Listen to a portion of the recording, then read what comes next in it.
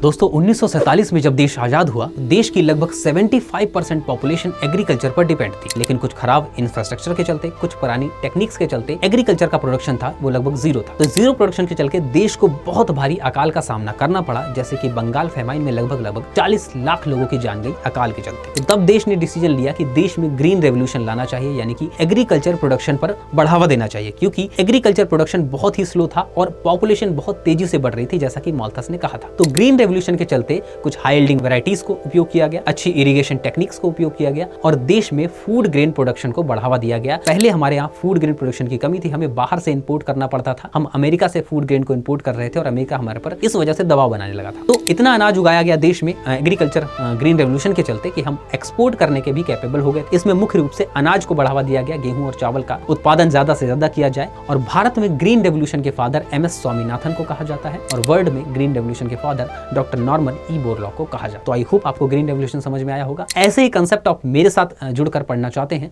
और अगर आप तैयारी कर रहे हैं CUET सोशियोलॉजी की, तो मेरे साथ जुड़िए प्रचंड बैच में। प्रचंड बैच में आपको CUET सोशियोलॉजी का कंप्लीट सिलेबस मेरे द्वारा कवर कराया जाएगा और बहुत सारी अच्छी चीजें उसमें आपको, बहुत सारी इंपॉर्टेंट चीजें आपको उस बैच में पता लगने वाली हैं। तो बैच की लिंक आपको डिस्क्रिप्शन बॉक्स में मिल जाएगी। आज ही ज्वाइन करें प्रचंड बैच में अपनी CUET सोशियोलॉजी की तैयारी करने के लिए और PR लाइव कोड यूज करके आप मैक्सिमम डिस्काउंट भी ले सकते हैं।